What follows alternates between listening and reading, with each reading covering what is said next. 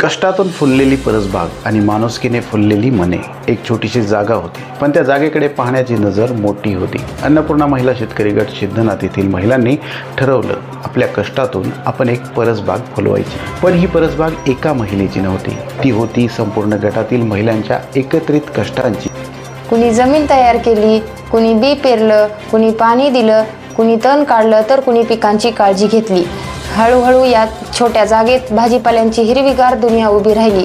पण या परसबागेची आणखी खास गोष्ट होती. भाजीपाला पिकवताना महिलांनी रासायनिक कीटकनाशकावर अवलंबून न राहता दशपर्णी अर्क, निंबोळी अर्क आणि चिकट सापळ्यांच्या माध्यमातून कीड नियंत्रण केलं.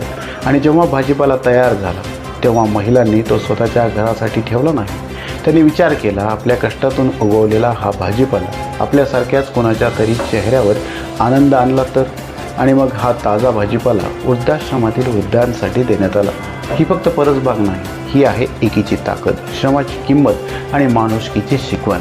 मातीमध्ये घाम गाळून भाजीपाला फुलवणाऱ्या अन्नपूर्णा महिला शेतकरी गट सिद्धनाथ यातील प्रत्येक महिलेच्या कष्टांना मनापासून सलाम. कारण त्यांनी फक्त भाजीपाला पिकवला नाही, त्यांनी माणुसकीही फुलवली. अन्नपूर्णा महिला शेतकरी गटातील सदस्यांना पुढील वाटचालीसाठी खूप खूप शुभेच्छा. धन्यवाद.